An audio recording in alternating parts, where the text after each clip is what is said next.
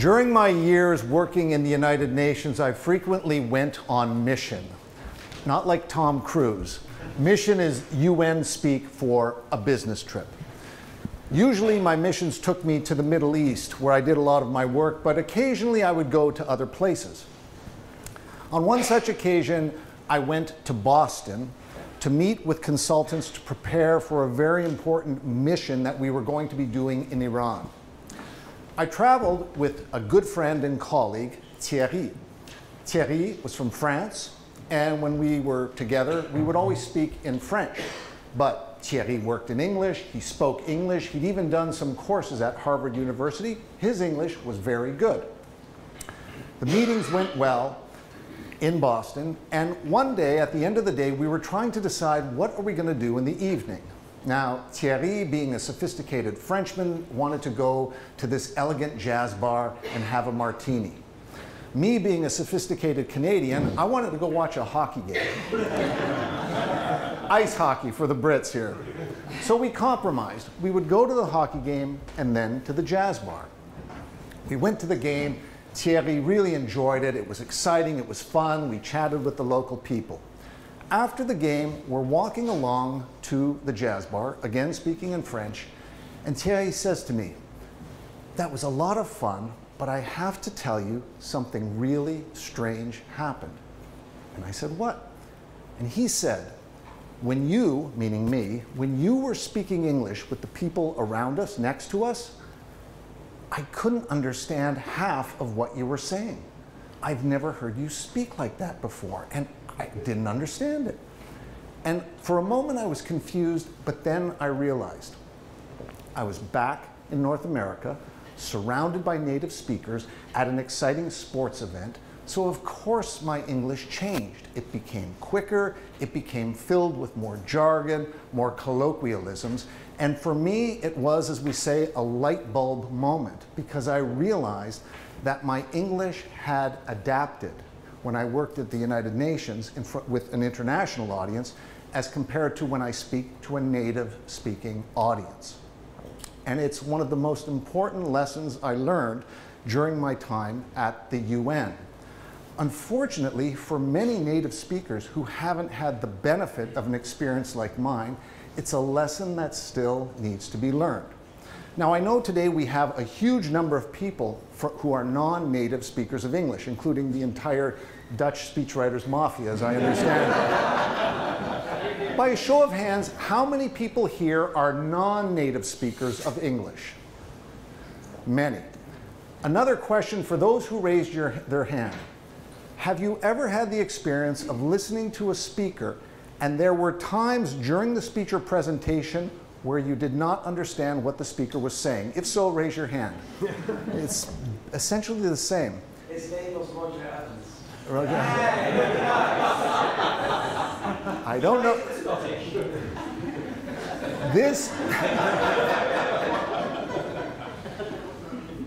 This is a common phenomenon.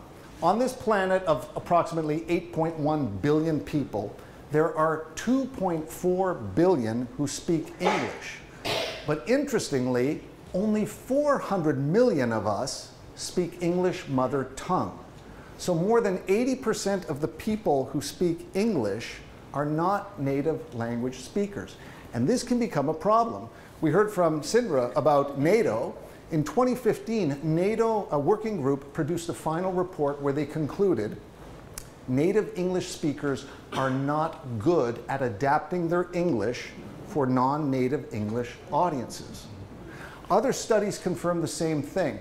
Studies have shown that if you have non-native speakers speaking in English, for example, a Greek, a Hungarian, and a Brazilian, and then a native speaker joins the conversation, the chances for misunderstandings increase. Now, why is that? Well, there are obvious reasons: speaking too fast, jargon, colloquialisms. But there's another reason which I think really goes to the core of this problem. I speak other languages. I've given speeches and/or presentations and workshops in French, Italian, German, and Arabic. And I've also studied other languages, not to learn them, but just out of interest. I have books looking at the linguistic constructions of languages because it fascinates me. I'm really interested in cultures and languages. And here's what I firmly believe. English is very different from most other major languages in one significant respect. Most languages, when you go to learn them and you don't speak a related language, they are very challenging at the beginning. This applies to the Latin languages, German for sure, definitely Arabic, the Slavic languages, etc., etc. There are complicated rules for verbs. Each pronoun has a different ending. The subjunctive is challenging. There's gender. Many languages have cases, nominative, genitive, dative, accusative. But as you go deeper into these languages, you start to see the patterns and the repetitions. English is the opposite.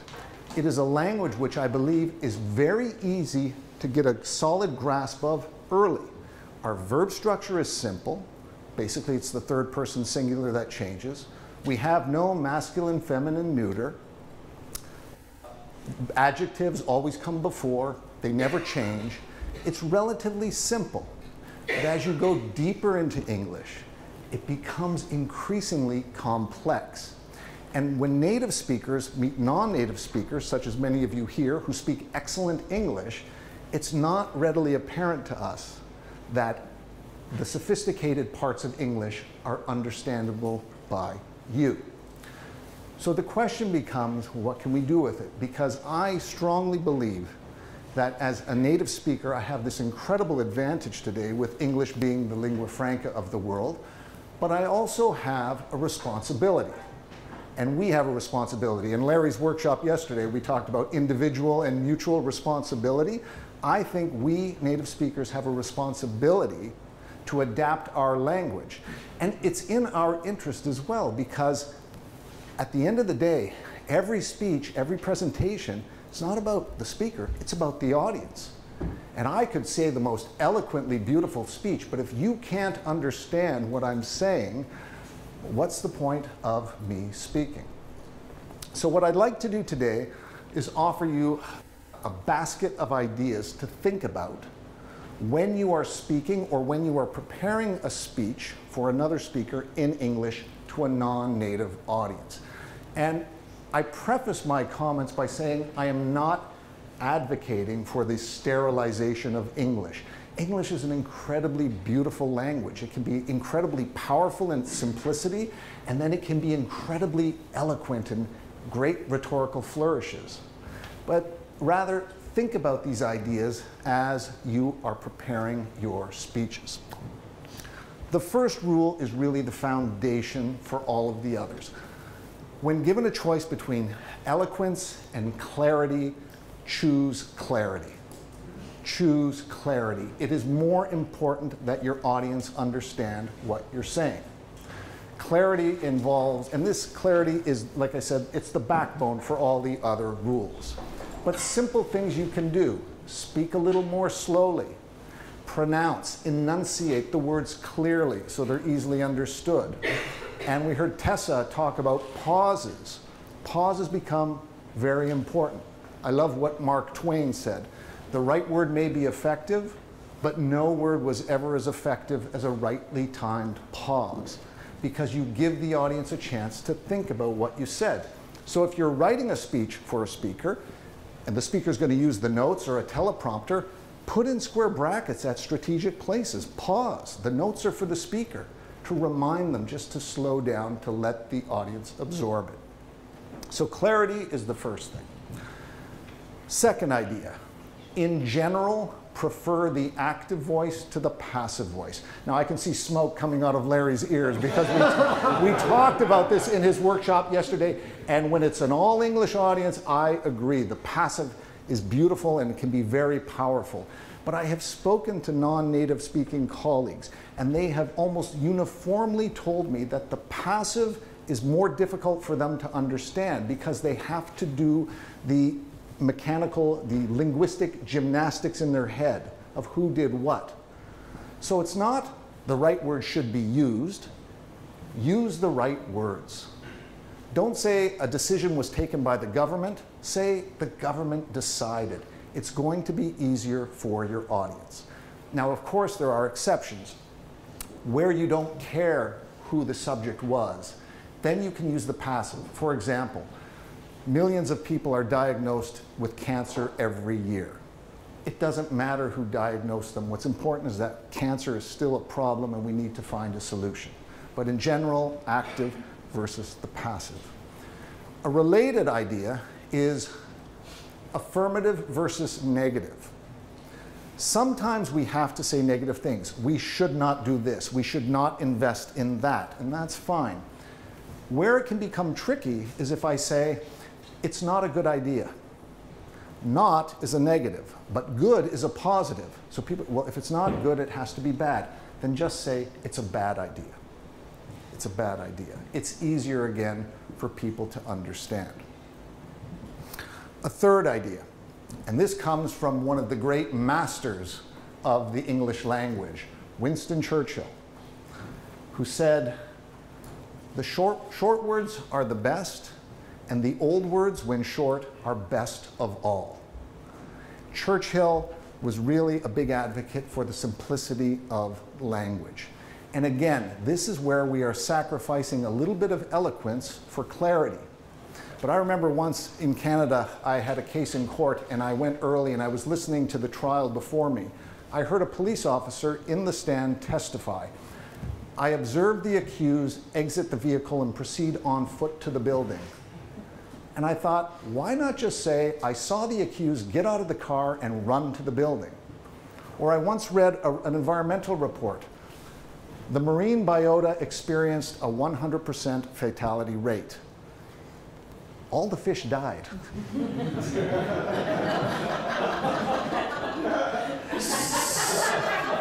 So when you're writing your speeches, I encourage you, don't initiate when you can begin. Don't terminate when you can end. Don't transmit if you can send. And please, please don't utilize when you can just use. Another idea, eliminate unnecessary words. The great French writer, Antoine de Saint-Exupéry, he wrote Le Petit Prince, The Little Prince, which I encourage everybody to read. I've read that book half a dozen times at least. I always learn something new. He said, perfection is not when there's nothing more to add, it's when there's nothing more to take away. So native English speakers, we frequently say things like, well, basically it's about this, or I literally did that. And these words can actually cause confusion among non-native audiences. We are also very bad at being redundant. So please don't talk to me about advanced planning, because all planning is done in advance. It's just planning. Don't briefly summarize, because a summary should be brief. Just summarize. And please, please, nobody has ever created a new innovation. Because it's either new or it's an innovation. All innovations are inherently new.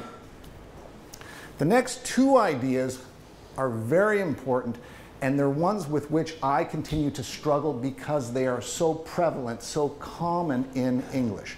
The first of which is to be very careful with contractions. A contraction, in English we have this wonderful convention where we can take 2 or 3 words and compress them into a single word. So I am becomes I'm. You will becomes you'll. He would becomes he'd. They would not becomes they wouldn't. And I've talked to people, especially people who speak Slavic language as mother tongue, contractions are very difficult for them to understand. And when you have a negative contraction, it's even more complex. We wouldn't have invested had we known the outcome. We wouldn't have. We would not have. We would not have invested had we known the outcome.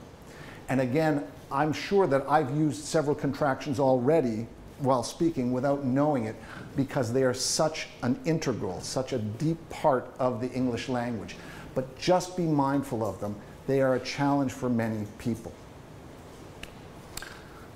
The second big issue that we have in English, and it's something that gives the English language a wonderful flourish is something known as a phrasal verb. A phrasal verb. What is a phrasal verb? You take a simple verb, give, take, show, turn, put, run, and then you add a word after it, and it changes the meaning entirely.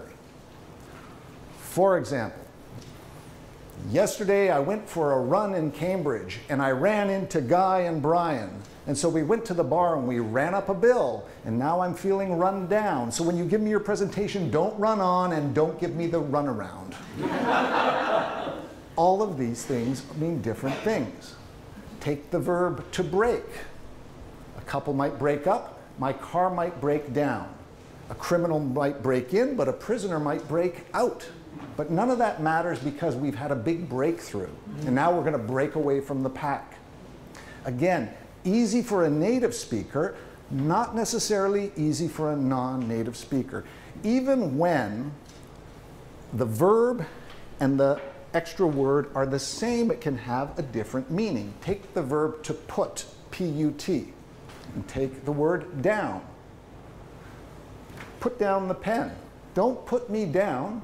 I'm going to put down a deposit. I'm going to put down the baby. I'm going to put down the dog.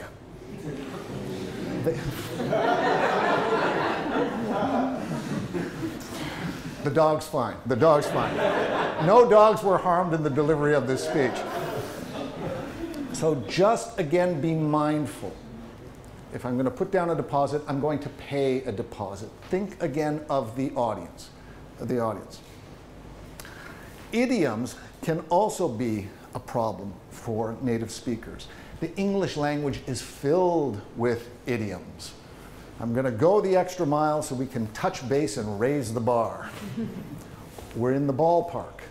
I'm going to cut to the chase, no strings attached. And don't worry, I won't leave you high and dry or in the dark or up in the air. I'm going to bring you up to speed so we're on the same page. And these are all kinds of expressions we use, you know, all the time. And yet, these idioms, they don't mean the same thing to other people. And a related idea is cultural or sports references. I work with lots of Americans who come to Europe. I tell them, and Americans here take note. Outside of Canada and the United States, nobody understands American football, and nobody cares. So do not talk about we're going to punt. We're not going to throw a Hail Mary pass. We are not on the 1-yard line going over for a touchdown. And baseball in Europe is very similar. Nobody understands. It's great if you can bring in local cultural references, like here, cricket could work. Football, real football, could work as well. But be mindful of that. Again, I want to stress, I'm not advocating for the sterilization of English because it is a beautiful language. But again, it's not about you as a speaker, it's about the audience. I leave you with 2 other ideas before we then have a little bit of time for questions. And these are a little bit different. If you are speaking through an interpreter or writing for somebody with an interpreter, and I've done a lot of that, there are some fundamental things you should do. If you can send the text of your speech in advance to the interpreters, please do it. I always arrive early when I have a speaking engagement. If there are interpreters, I go and meet them. I introduce myself, and I ask them, what do you need from me? Because they are an integral part of your speech. I say, you know, what do you need? Just let me know. I tell them what I need. I always make sure I can see them. They're usually in a booth at the back, and we agree on signals. I tell them from time to time, give me a thumbs up if everything is going okay, my speed, my volume. If I'm going too fast, signal me to slow down. It works perfectly, and it's nice and subtle. So if I'm speaking, they're just somebody else in the audience. I just bring them in. Because if I don't do that, and I'm speaking quickly, what an interpreter will do is speak into the headphones of everybody else and say, can you tell the speaker to slow down? And that really throws the rhythm off. My website, and I'll write the address over there. Well, it's called mannerofspeaking.org. It's one word. I've been writing a blog for about 15 years on public speaking. There's a post I wrote called Lost in Translation, and it's about 10 tips for working with interpreters. It got picked up at the European Commission, actually, by some interpreters who were convinced I was secretly an interpreter writing this article, but it got circulated a lot, so you can find some other tips there. Final piece of advice, and again, this has nothing so much to do with your English, but it's just a way to show respect for the audience. I firmly believe that when I speak in a country that has a different language, I try and say a few words in the local language. I was in Finland, last week, so I said a little bit of Finnish, and people appreciated it. That preparation trip to Boston for this trip to Iran, this was a big trip back in the day at the UN. And I was the head of mission, which meant I was the most senior person. And I was leading a team of about 20 people to Iran. We had 2 days of meetings in Tehran, and then we split into 3 groups to go on fact-finding missions around the country. As head of mission, I had to give an opening statement at the plenary with the head of the Iranian delegation. And I felt very strongly that I wanted to say a few words in Farsi. So I worked on about a 5-sentence opening in Farsi with an Iranian colleague in Geneva at the UN. And before I'm getting ready to leave, I asked my friend Mushtaba, can you understand what I'm saying? And he said, yes, your pronunciation is very good, but it's really interesting because your accent makes you sound like you're from Afghanistan. Because they speak Farsi in the western part of Afghanistan. It's just like when I speak French, I clearly have a French-Canadian accent. So we get to Iran the first day of the meeting. About a little bigger than this, no, about twice the size, 3 times the size of this audience here. I'm sitting at the front. There's a big picture of the Ayatollah Khomeini behind me. There's some government officials. It was like out of a movie, and you could feel the tension. So I gave my opening in Farsi, and then at the end, nice applause. People really appreciated it. As they're applauding, I'm thinking, should I tell them about my accent? Should I not tell them? Should I tell them? Should I not tell them? This is the UN. And then I thought, I'm going to do it. They're just people. We're all just people. So I said, I'm really glad you're able to understand my Farsi because my friend Mushtaba said that it made me sound like I'm from Afghanistan. The whole room just burst into laughter. And you could feel the tension come down a notch. And the meeting wasn't always easy, and it was long, and there were difficult moments, but it set the right tone. And it started from a point of respect. And this is the final thing that I would leave you with as either native speakers of English or excellent speakers of English, to respect audiences that don't have the same fluency with the language as we do. Because I think when you do that, when people feel respected, they're going to be much more open to receiving your message and much more open to connecting with you. Winston Churchill once said famously that England, Britain and the US are 2 countries divided by a common language. Don't let English be the thing that divides you with your audience. Use it to bring you closer together. And best of luck to everybody with your speeches and presentations.